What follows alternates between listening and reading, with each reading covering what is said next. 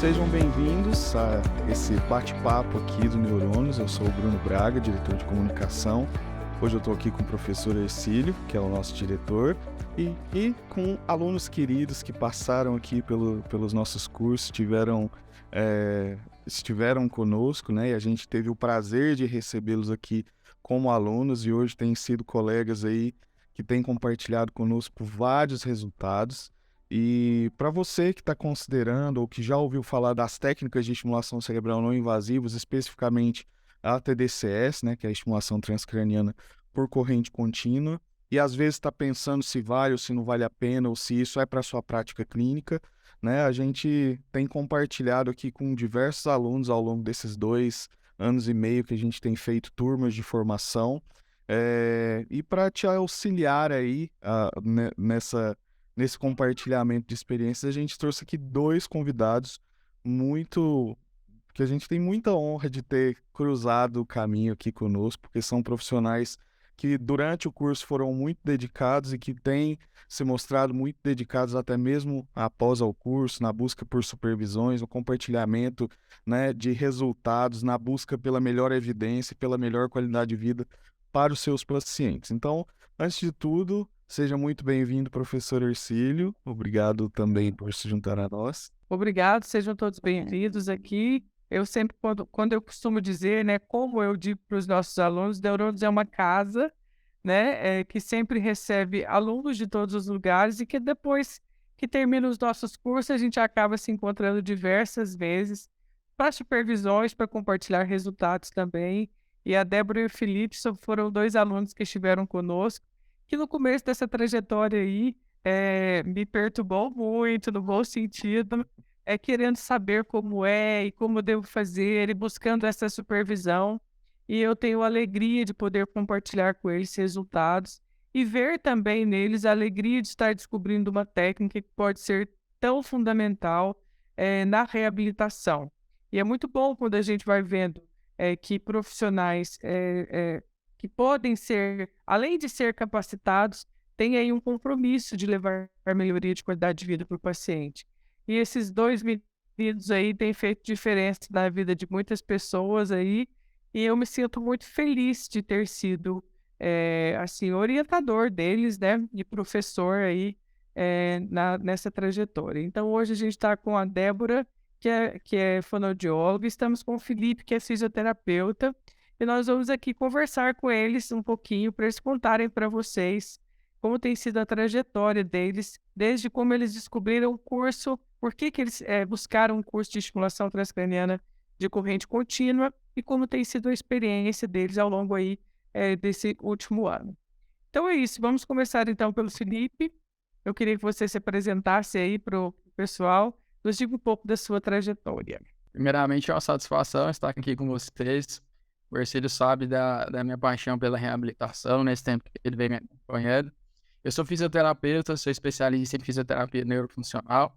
Trabalho há 14 anos com reabilitação de adultos e idosos. E uma grande angústia para o fisioterapeuta é a gente reabilitar e chegar num ponto e achar assim que não tem mais o que fazer, né?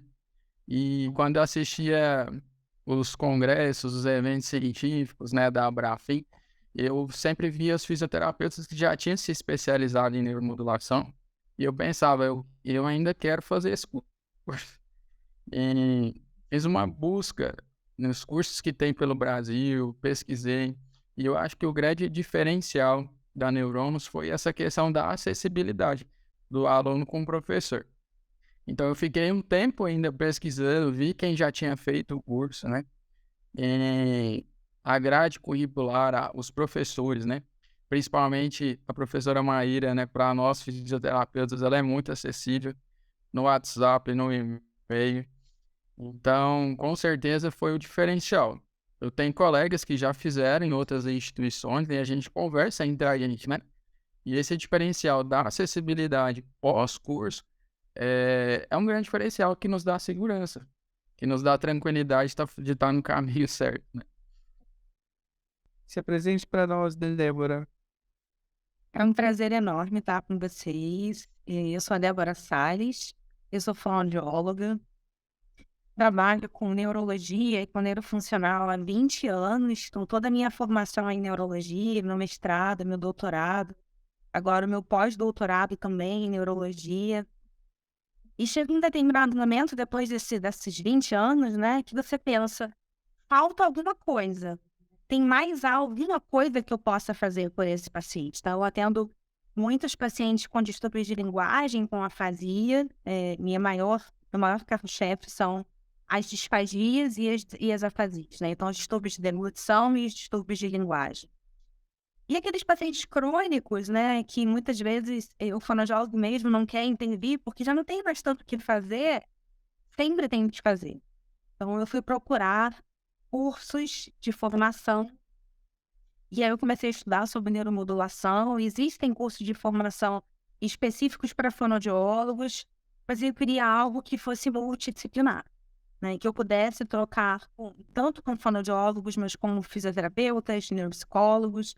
E foi aí que eu cheguei na Neuronos, e eu me sinto muito feliz, né, de ter feito o curso com a Neuronos. Essa multidisciplinaridade, eu acho que é o carro-chefe de vocês, né? Então, a gente tem aulas com fisioterapeutas, com psicólogos, com médicos, com neuropsicólogos, e isso faz toda a diferença. Então, eu estou muito feliz nessa formação aí em neuromodulação, em perturbar um pouquinho o exílio com supervisões, né? E eu acho que esse é o caminho, né? Que a gente consiga trocar entre nós, profissionais, porque é assim que a gente consegue proporcionar melhor qualidade de vida para os nossos pacientes. Excelente. Através da multidisciplinaridade. Eu fico feliz de vocês tocarem num ponto que é tão importante, né? Não só da gente chegar num platô, que é de olhar para o paciente e pensar, será que tem alguma coisa a mais para fazer? Mas também de vocês perceberem a importância da multidisciplinaridade e da proposta que é o nosso curso, porque eu acredito que a reabilitação sem uma equipe multidisciplinar, ela é pobre, né? Quando eu consigo compartilhar os objetivos que eu tenho com o paciente com uma equipe multidisciplinar, a gente consegue levar esse paciente mais adiante, né, mais além daquilo que eu apenas posso oferecer para ele sozinho. E eu sempre costumo dizer para os nossos alunos que o cérebro me ensina isso, porque nós temos várias áreas e várias regiões especializadas em funções diferentes, mas elas não fazem nenhuma dessas funções sozinhas. Elas sempre vai fazer esta função acontecer conectada em alguma outra área ou em alguma outra região, né? Então, para que eu tenha uma fala fluente, eu preciso das áreas específicas da linguagem, mas também preciso das áreas motoras. Assim também, a parte motora em si, né? A parte motora em si, ela não acontece sozinha. Nós precisamos da atenção, nós precisamos das funções executivas, das funções cognitivas. Então, juntar tudo isso, de fato, torna, ou faz com que essa reabilitação seja muito mais poderosa em seus efeitos. Então, eu acho que isso é um diferencial, é onde nós temos tentado levar essa proposta diferente, né, de reabilitação, ou de um olhar diferente em reabilitação, né, visando a multidisciplinaridade. Mas agora eu queria que vocês contassem para nós um pouco de como foi o curso, né, e como foi esse pós-curso, né? Como foi o primeiro desafio de falar, nossa, e agora? Eu tenho que montar um protocolo, como é que eu vou fazer isso aqui? Como que foi esse primeiro desafio e os primeiros resultados também? Conte para nós como que vocês têm utilizado a técnica, em quais pacientes e o que vocês têm percebido de resultados. Ou a gente pode começar com o Felipe também, só para manter a ordem. Então, eu particularmente, eu tinha uma rotina de estudo além das aulas. Apesar de ser desafiador, esse formato online permite que a gente reassista. Assim, isso para mim é interessante, né? Reassistir aulas, principalmente daqueles temas mais complexos, né? Então, eu vejo como mais vantajoso do que as aulas presenciais, porque às vezes se distrai, né? Perde algum conteúdo. Então, essa possibilidade do acesso depois de revisar conteúdo é bem legal. E no pós-curso, eu confesso que dá aquele frio na barriga, né? Mas eu já comecei a atender um mês depois. Eu já tinha pacientes agendados durante o curso. Então, assim, meus pacientes me conhecem, sabem que eu sou muito comunicativo com eles. Eu falava muito empolgado, né, da reabilitação. E eu tenho um caso específico, que até o Ercílio acompanhou, de um paciente. Meus pacientes que eu atendo são adultos, né? Predominante AVC e TCE. E um paciente de AVC grave, AVC de tronco. E para a medicina, para os médicos que não entendem da reabilitação, achava que não teria possibilidades nenhuma de melhores, né? E hoje é com muita satisfação, através das filmagens, dos vídeos, a gente vê uma evolução incrível. Eu falo que eu sempre me surpreendo. Eu sempre coloco uma expectativa, às vezes, um pouco mais baixa. E hoje esse paciente, ele não usa mais a GTT, ele saiu da traqueostomia, ele come sozinho, usa celular. Então, assim, fala, Tem que se que é outra coisa. comunicar, né, Felipe? Ele se comunica, a fala, funcional, né? assim, ele é funcional. E eu fiz uma parceria muito legal com a fono dele também, justamente porque eu trabalhava a área de membro superior e também tinha uma correspondência na fala, né? Então, Perto, né? é um paciente assim que eu falo que ele é a minha propaganda da estimulação, porque ele é muito ativo nas redes sociais e ele fala dos benefícios. E eu falo que esse crescimento da procura da estimulação, porque aqui na minha cidade eu fui pioneiro em Anápolis em implementar na reabilitação, é os próprios pacientes que divulgam o nosso trabalho, a equipe médica, quando esse paciente ele volta no retorno médico, eles mesmos perguntam, mas e aí, o que foi que tu fez de diferente, né? Então, realmente é muito promissor. Que bom. Excelente. E você, Débora, como tem sido aí a sua prática, né? Assim, até para reforçar a pergunta, tem alguns alunos que até durante o curso falam, tô com medo da prova, ou mesmo no último dia do treinamento prático, não sei se eu consigo já iniciar, eu ainda estou inseguro. E a gente sempre reforça que essa insegurança, por um lado, é muito bom, porque isso é um senso de responsabilidade, né, que a gente tenta imprimir aí nos nossos alunos, e a gente sabe que vocês têm esse senso de responsabilidade e de vontade, de fato, de fazer o melhor pelo paciente. Mas como é isso? Fechou a porta do consultório, estou com o aparelho na mão, estou com a formação ali, mas como foi essa primeira experiência para você também? Olha, Wilma, eu vou te dizer que sempre gostei muito de estudar, né? Mas a neuromodulação me deu um impulso para estudar que eu acho que há muitos anos eu não tinha tanto, né? Eu acho que é um misto, né? De eu preciso estudar muito e eu tenho muito medo de fazer alguma coisa errada, sabe? Então, junta essas duas coisas e eu acho que isso é bom, né? Porque quando a gente acha que a gente sabe tudo, e é aí que vem o problema, né? Porque você acaba fazendo uma bobagem. Então, eu estudei muito durante o curso. Algumas aulas, por exemplo, a aula da professora Maíra, uma aula que eu assisti 5 vezes, eu assisti a aula no carro, né? Então, entre um paciente, uma no Rio de Janeiro, então, nos engarrafamentos, eu assisti a mesma aula várias vezes, até para poder fazer perguntas na próxima aula. Então, eu assisti só da Maíra, eu assisti 5 vezes, isso ficou muito marcado, sabe? E eu tive muito medo da prova, né? Então eu estudei muito para a prova. Tive um bom desempenho, graças a Deus. Mas dá um medo quando você senta e fala, bom, agora eu estou habilitada e eu preciso começar a aplicar. Eu acho, de verdade, que depois do curso a gente precisa de supervisões. Eu acho que isso dá não só uma responsabilidade, mas uma tranquilidade para a gente também, né? Então, eu fiz muitas supervisões com o Ercílio e sigo fazendo. Todos os casos novos a gente discute. E eu acho isso muito importante. E me sinto muito feliz hoje, né? Um ano depois, que eu sento, defino o protocolo, sem ele saber, agora que ele está sabendo disso, defino o protocolo e marco uma supervisão e ele me diz assim, eu acho que você deveria te ir de área-alvo X, Y e Z. E aí eu vejo que era aquilo que eu já tinha programado. Falar, eu consegui fazer. Orgulho, aprendeu. Mas eu falo, Vitor, quem falou, eu já tinha anotado no meu papel. Então isso é muito bom, né? Eu tenho alguns casos muito interessantes, eu tenho atuado. Eu tenho pacientes com declínio cognitivo leve, que eu tenho atuado para estimulação cognitiva. Eu tenho pacientes com disfagia, que eu tenho tirosado como área-alvo, por exemplo, córtex motor-faríngeo. Um resultado muito bacana.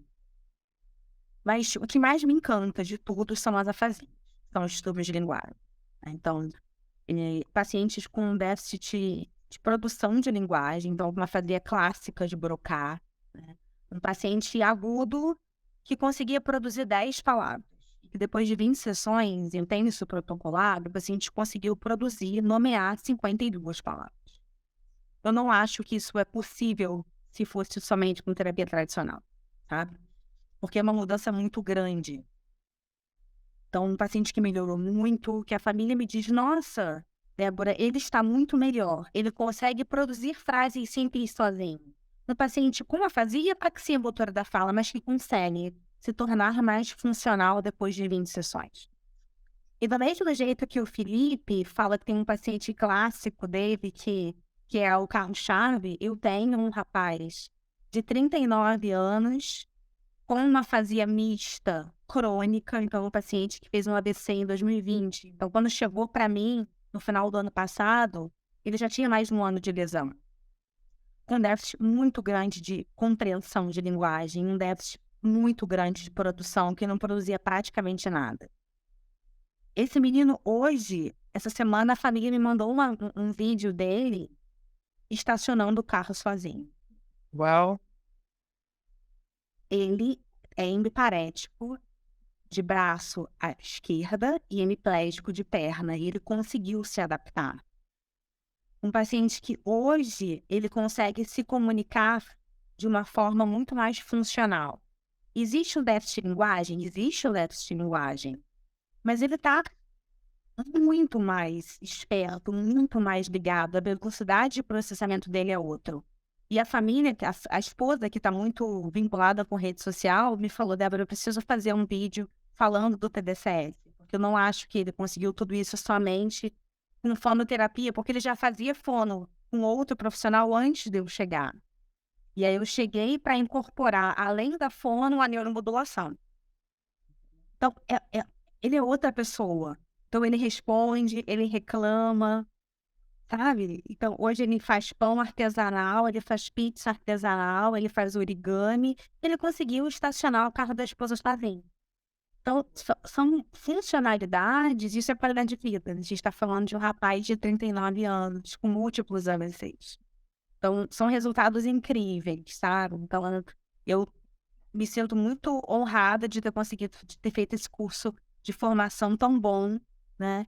E me sinto muito honrada de poder continuar tendo esse contato com o Ercílio, com o Bruno, e de trocar essas informações.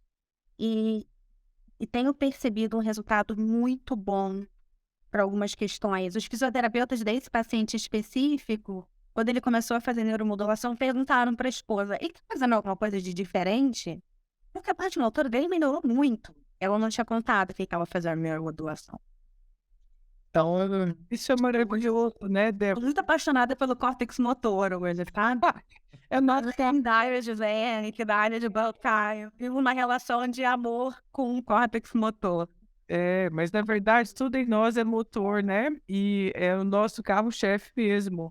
Eu acho que é o nosso maior feixe de tractos e de neurônios ativos ali que dá sustentação para várias outras funções, tanto as cognitivas, né? Quanto tudo que depende ali de um ato motor mesmo. Mas é legal o seu relato, né? De que essa melhora ela é observada não só por você que está ali, porque às vezes a gente pode estar falando aqui de uma percepção que é só nossa, a gente quer tanto que o paciente melhora, e às vezes a gente né, pode falar que a melhora eu estou vendo, mas quando o outro profissional também vê essa melhora, compartilha dessa melhora, né, percebe que está tendo ganhos extras, isso é muito bom, né? Tira todo o viés, assim, ou toda a interpretação errada e acaba mostrando para nós que, de fato, tem como a gente melhorar e trazer funcionalidade para o paciente. Eu acho que assim, o que nós estamos querendo dizer, eu fico tão feliz de ouvir de vocês isso, é que TDCS não é uma vara mágica. Nós não estamos trabalhando com resultados milagrosos ou prometendo resultados, né? Não é uma técnica que vai curar pessoas dos seus déficits, não é isso. Mas a gente consegue melhorar muito a qualidade de vida com um único objetivo, melhorando funcionalidade, tentando devolver funcionalidade para os pacientes. E acho que a reabilitação é isso. Nós não somos profissionais que temos a oferecer cura para ninguém, mas não, melhora da qualidade de vida, melhora de funcionalidade, tornar o indivíduo funcionalmente independente. Eu acho que é a melhor coisa para o familiar e para o próprio paciente também. Eu acho que neste quesito o TDCS pode ajudar e muito, né? A gente acelera processos, a gente conduz, né, de uma forma melhor a neuroplasticidade, né? Então eu acho que o TDCS é uma ferramenta muito útil para acelerar processos de reabilitação e às vezes até mesmo em pacientes crônicos, né? Porque às vezes, em que momento eu vou usar o TDCS? Será que é só na fase aguda? A fase crônica tem resultados? Sim, tem resultados na fase crônica, tem resultados na fase aguda, né? Eu acho que sabendo utilizar e a gente desenvolvendo o raciocínio clínico, a gente pode aplicar isso em diversos contextos, tanto no que diz respeito a contextos neurológicos, psiquiátricos, diferentes tipos de lesão, mas também a partir de tempos também, né? Do tempo decorrido da lesão. Então, eu acho que isso é muito legal. Até falando a esse respeito, né, eu acho que isso puxa para um tópico também que é muito interessante em relação a desafios e limitações, né? Como a gente sempre fala no curso também, essa é uma ferramenta a mais, ela não é uma vara mágica que vai fazer de tudo e não serve para todos. Não existe, né, uma medida apenas que serve para todos os pacientes. Então, da experiência que vocês já têm tido nessa caminhada, conta pra gente, sim, casos que foram desafiadores, que às vezes precisaram de ser adaptados, né, em relação a montagens, em relação a um estudo mais aprofundado. A gente sabe que nem sempre o paciente vai responder ali para o primeiro alvo que a gente coloca. E como tem sido essas descobertas para vocês, assim, em termos de desafios, ou se há algum tipo de perfil de paciente que chega para vocês e vocês acabam por falar, não é o melhor paciente para utilizar essa técnica, né? Como tem sido essa avaliação da parte de vocês em relação ao paciente que pode se beneficiar ou pode não se beneficiar da técnica, ou que um caso específico que eu precisei, a primeira montagem não serviu, então como foi manejar isso na prática de vocês? Começando pelo Felipe. Eu particularmente, eu brinco com os pacientes que eu falo que o departamento de milagre não é nosso, né? Isso é um departamento à parte. É claro que cada um tem o direito, né, de acreditar, mas a gente trabalha com ciência, né, com evidência, e, e essas são as nossas possibilidades. Como o Marcelo falou, o que o TDCS faz é potencializar. Por isso a importância dos instrumentos, né, de avaliação. Eu sou muito criterioso para instrumentalizar, registrar. Quando eu trabalho com neuropsicólogo, com a fono, eu apresento detalhes para a família. Olha, a pontuação que está hoje é essa. A gente consegue chegar até quando com resultados, né? A gente vai avaliando a cada 10 sessões, enfim. Então, esse parâmetro é muito importante. Eu tive casos de 2 pacientes que marcaram a avaliação, eu pedi e eu fiquei na dúvida, porque era uma paciente muito grave, e eu até comentei com a Erci sobre a tractografia. Foi um paciente que conseguiu fazer aqui em Anápolis, fez a tractografia, eu mandei para a Maíra também, e a gente ficou muito assustado com o resultado, porque era uma lesão muito, muito extensa, mais do que a gente imaginava. Eu cheguei a mostrar para a família a imagem do exame normal e a imagem dela, e a família reconheceu. Olha, eu particularmente não fiz, mas ela foi para um hospital público lá no Brasília, e eles fizeram a nível de teste. Eu falei, olha, mas para como investimento eu não fiz. E eu tive outro caso que a Maíra me ajudou a conduzir também, que eu não fiz, que foi um caso de um aneurisma. E o paciente ele tinha um clipe cirúrgico, daria para adaptar um protocolo, só que eu e a Maíra conversaram assim, Felipe, dá para fazer, mas tem que ter muito cuidado. Enfim, a gente chegou num consenso que não valeria a pena propor esse tratamento. E eu não encaro como perda. Eu perdi um paciente. Não. Essa tranquilidade de falar que não é indicado, eu acho que é o que dá credibilidade para a equipe médica, credibilidade para a família também, né? Então, E um outro caso que foi desafiador e é que eu explico para os pacientes também. O paciente fez 20 sessões e no último dia da sessão, o paciente precisou internar por complicações de uma infecção urinária. E essa paciente ficou muito tempo internada. E aí, infelizmente, aquilo que a gente tinha ganhado se perdeu. Por causa do tempo de internação, de não se movimentar no hospital. Então, aí eu explico para a família, eu falo, olha, ela se beneficiou, mas infelizmente a gente teve esse contratempo. Então, um contrato, isso aí o Ercílio já tinha até orientado no curso, fazer um contrato bem explicado, onde o paciente ele assina, que fica registrado o que tem que ser feito durante o tratamento, nos dá essa tranquilidade, né, de estar respaldado, né, durante o tratamento. Muito bom. Muito bom também a gente saber assim, né, Felipe, que não é para todo paciente mesmo. E que às vezes a gente tem que ter essa. Porque os pacientes e os familiares, eles estão em busca de qualquer coisa que devolva melhora de qualidade de vida. Às vezes, mesmo a gente falando para eles, olha, não é o mais indicado, eles falam, vamos tentar, entendeu? Né? Tipo assim, o paciente não tem mais nada a perder, vamos dizer assim, já perdeu muito. Mas é tão bom quando o profissional consegue olhar e se posicionar, porque assim, tem muita gente que pode até fazer isso por dinheiro, né? Mas é bom a gente pensar nos limites e critérios de segurança, né? Pesar o risco-benefício e pontuar. Olha, isso aqui pode ser feito, esse aqui eu acho que não compensa, né? Não vale a pena a gente cruzar essa linha, né? Então, eu acho que isso é muito saudável e é maturidade profissional. Além de tudo, paixão pelo outro, né? Pelo que faz. Eu tive um paciente, 2 casos muito interessantes. Um paciente com uma afasia global, uma afasia muito extensa, que a família me procurou pensando em neuromodulação, né? Exatamente isso. Tudo já foi feito e a gente não teve resultado, e eu gostaria muito de fazer neuromodulação como última esperança, né? Mas era um paciente neurologicamente instável, era um paciente com uma série de comorbidades e um paciente com crises convulsivas de difícil controle. E depois de toda essa análise, né, fiz uma avaliação linguística dele, caráter domiciliar e todo esse histórico dele, eu optei por não fazer neuromodulação nesse paciente por conta dessas crises convulsivas de difícil controle, né? E nós optamos, eu expliquei isso para a família insistiu muito que queria neuromodulação, e eu deixei muito claro que eu não faria, porque eu não achava seguro para aquele paciente.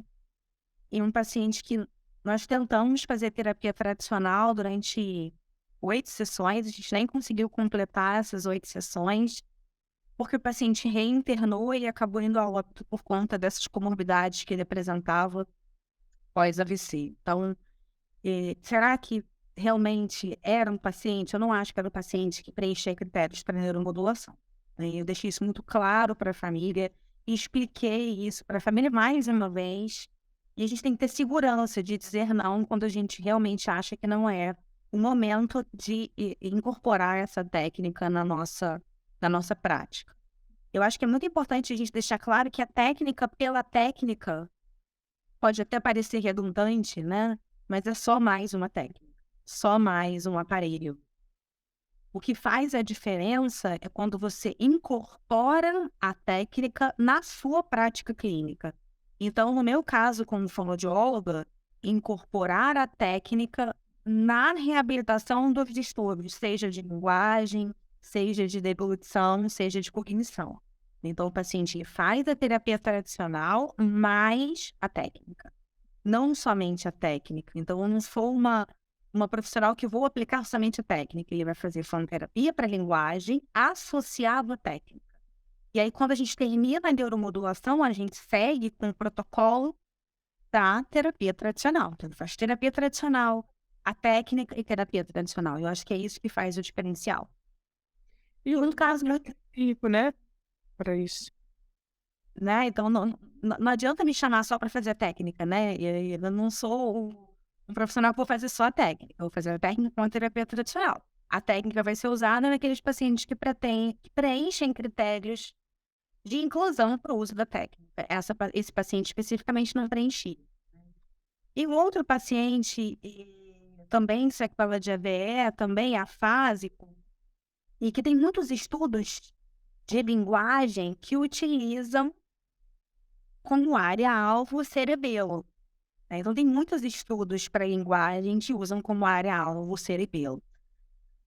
Mas não é uma receita de bolo, então não são todos os pacientes que vão se adequar àquela área-alvo e vão preencher critério para aquela área-alvo. Então, esse paciente especificamente, eu sentei com o Hercílio para a gente discutir o caso e pensamos em usar como área-alvo o cerebelo. E o paciente foi super mal quando eu coloquei no cerebelo. Ele já tinha feito 20 sessões em córtex motor e aí nós mudamos para o cerebelo. E eu percebi claramente na primeira sessão que ele estava completamente desorganizado. Falei, tem alguma coisa errada. Ele não era assim, né? E aí, na mesma hora, eu tirei, na sessão seguinte, eu recoloquei em cerebelo e percebi que ele se desorganizava quando eu colocava em cerebelo. E a gente teve que repensar um protocolo para esse paciente, né? O Hercílio lembra disso, que a gente precisou repensar. E aí chegamos à conclusão de que nós iríamos estimular a cognição, então a gente ia mudar, por exemplo, para F3, porque um paciente que não se adaptou na estimulação cerebelar, por exemplo. Então, só para deixar claro que cada paciente é único, né? Então, os protocolos, eles vêm da literatura, né? Então, a gente precisa buscar na literatura um protocolo que se adapte às alterações linguísticas, cognitivas e motoras de cada paciente, mas que a gente precisa repensar os protocolos de paciente em paciente, né? Então, esse foi um paciente que se beneficiou muito de córtex motor, não se beneficiou nada de cerebelo, e a gente precisa repensar. Então, esse repensar em cima de cada paciente é o que também torna a neuromodulação tão estimulante, porque a gente precisa estar o tempo todo pensando e repensando como que a gente vai utilizar cada paciente individualmente. Isso é muito interessante. E a Débora fala tudo o que eu queria dizer para a gente fechar, que é o seguinte, né? Nosso curso não é um curso para a gente falar sobre alvos potenciais de estimulação. Nós apresentamos a técnica e nós apresentamos raciocínio clínico do uso da técnica e como nós podemos incorporar isso dentro das nossas práticas clínicas, trazendo para nós o que tem de maior evidência das pesquisas em neurociência, incorporando o uso das técnicas de estimulação cerebral não invasivas, e o nosso papel é fazer essa ciência translacional, ou seja, encurtar o caminho entre a pesquisa e o nosso consultório, né, trazendo essas evidências para dentro da nossa prática, né, e buscando essas evidências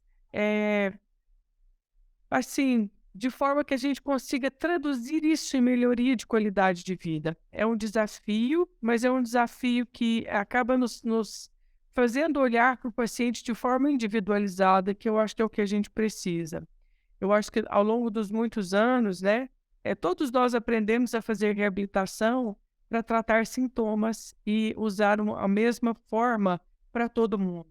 Eu acho que o que nós estamos precisando é individualizar os nossos protocolos, que não existe um cérebro igual ao outro, e assim como não existe um comportamento disfuncional, né, após uma lesão que é igual. Eu tenho uma mesma área do cérebro lesionada que pode produzir diversos comportamentos diferentes, baseado na história daquele próprio indivíduo e na história daquele próprio cérebro. Então, cada lesão produz coisas diferentes no paciente, e a gente precisa se atentar a isso. Então, eu acho que a neuromodulação ela também nos ensina sobre que cérebro é esse que está diante de mim, como que ele funciona, como que ele responde, como que ele tem se recuperado a partir dessa lesão. E a gente vai, com o nosso olhar clínico, ajudando o paciente a se reconstruir novamente após essa lesão. Então, essa técnica nos ensina a pensar, olha, eu ganhei aqui com o córtex motor, mas agora eu acho que se eu melhorar um pouco a cognição, eu posso ajustar ainda mais o ganho desse paciente. A gente vai para a parte cognitiva. O que não dá é a gente prometer um resultado, como muitos dizem por aí, que dá para melhorar tudo de uma vez só. Ou então a gente vai colocar esse eletrodo e vai ter uma melhora global. Eu acho isso um pouco difícil. Mas a gente também tem os outros benefícios que a técnica traz. Às vezes você em uma área, por exemplo, a área motora, a gente consegue trabalhar a linguagem e a parte específica é motora, né? E o paciente acaba tendo ganhos, né? Que às vezes eu falo que tem alguns bônus aí que a técnica traz, que você acaba melhorando mais de um aspecto, estimulando um algo. Mas nem sempre é assim. Então, queridos, eu queria agradecer vocês por esse tempo, por vocês compartilhar conosco aqui dessa experiência. E, em último momento aqui agora, uma última questão. Vocês recomendam o curso do Neurônios para o pessoal? O que vocês acham desse curso? É um curso que vale a pena fazer? Não só recomendar, mas assim, que mensagem vocês deixariam para colegas de vocês que estão buscando novas opções de tratamento, às vezes estão interessados em fazer, em conhecer e aprender mais sobre estimulação transcraniana por corrente contínua? Só uma mensagem final, assim. O que tem sido essa técnica na prática clínica de vocês e o que vocês deixariam de mensagem para esses colegas? Então, como já tenho recomendado, né? Já teve alunos que buscaram por indicação, porque me perguntaram como que é. E uma pergunta que a maioria faz, né? Qual que é o investimento, quanto custa o aparelho, né? E o retorno, né? E eu sempre digo assim que o aparelho é o de menos, é igual a Débora falou, né? Não é só compra o aparelho, né? A gente aprende no curso muito além. Por isso que esse é o diferencial. E eu logo falo que o retorno ele vem muito rápido, né? Você cobre as despesas do curso e as despesas do equipamento muito rápido. Porque como é uma técnica que traz, o paciente ele vê resultado, particularmente nenhum questiona o preço de atendimento até hoje comigo. Então vocês podem ter essa tranquilidade. É um investimento que vale a pena. E com certeza vocês não vão se arrepender. Principalmente por questão desse apoio que tem dos professores, que dá essa tranquilidade do atendimento e essa acessibilidade, que eu acho que é o diferencial dos outros cursos. Que bom. Eu acho que esse pós-curso, né? Tenho indicado muito a Neurônios, todo mundo que pergunta e vem em rede social, aplicabilidade, pergunta sobre o aparelho, pergunta sobre compra de aparelho. E aparelho é só não é no aparelho, né? É o que o Felipe falou. Né? O que importa é a incorporação disso na sua prática clínica.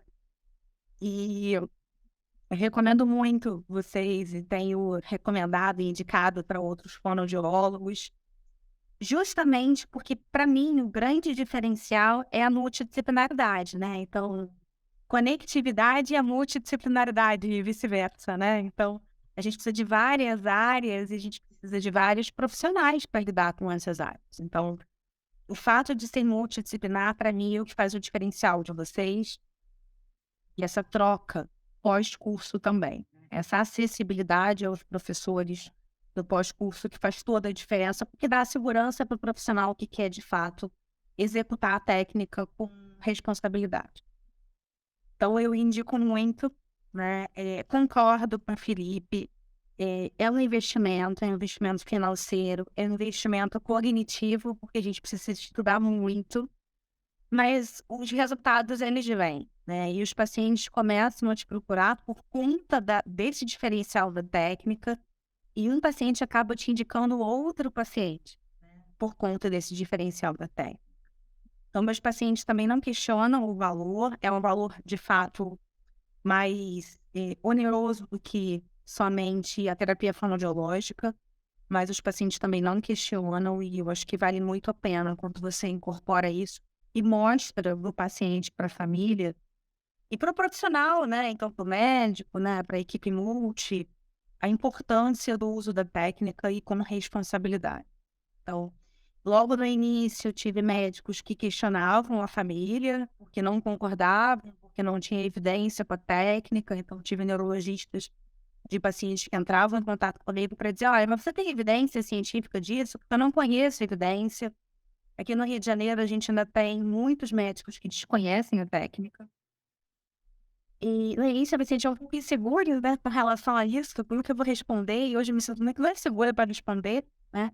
A gente tem evidências sim, a gente tem muitos trabalhos científicos que comprovam E eu mando esses trabalhos para os médicos. No meu contrato com os pacientes, tem as referências desses artigos que são usados para definição das áreas-alvos de cada paciente especificamente, individualmente. Então, acho que vale muito a pena. Eu só tenho recomendações positivas. Muito obrigado, gente. E eu fico tão feliz de ver vocês aplicando tudo aquilo que a gente, de fato, deseja transmitir. Eu acho que é bom ver a extensão do Neurônios em cada estado, em cada pessoa, e ver pacientes, né, se beneficiando disso. Muito obrigado mesmo. Outro dia eu recebi, só para passar para vocês, fiquei tão orgulhosa, eu recebi um relatório de um neurologista encaminhando o paciente para mim e escrevendo: sugiro terapia fonoaudiológica com neuromodulação. Nossa, eu fiquei tão feliz. Esse é o diferencial, né? Então, os médicos começarem a recomendar com neuromodulação, né? Então, começa a entender que isso faz diferença na terapia. Assim como alguns colegas, né, têm compartilhado conosco que, né, e eu acredito que é um sentimento de todo profissional de reabilitação, é que essa realização profissional vem com os ganhos que o paciente tem. E assim, e na mesma proporção, né, a realização da gente que está promovendo essa formação é ver alunos tendo bons resultados e aplicando a metodologia, aplicando a técnica com esses valores éticos e científicos que a gente sempre reforça no curso. Então, a gente se sente realizado, assim, como instituto de formação, tendo alunos tão bem preparados e capacitados e éticos na sua prática, né? Como eu disse no início da nossa conversa, é uma honra para a gente ter tido vocês aqui no nosso caminho, e a gente deseja aí para vocês muito sucesso e muitos bons resultados aí nessa caminhada profissional. Muito obrigado pela disponibilidade, e se você que está assistindo esse vídeo tiver interesse em aprender um pouco mais sobre essa técnica, né, que é a estimulação transcraniana por corrente contínua, acessa os nossos links, nosso site, nossas redes sociais. Fique ligado que uma próxima turma certamente está próxima de começar, e vai ser um prazer receber você aqui também para essa formação. A gente se despede aqui e até mais.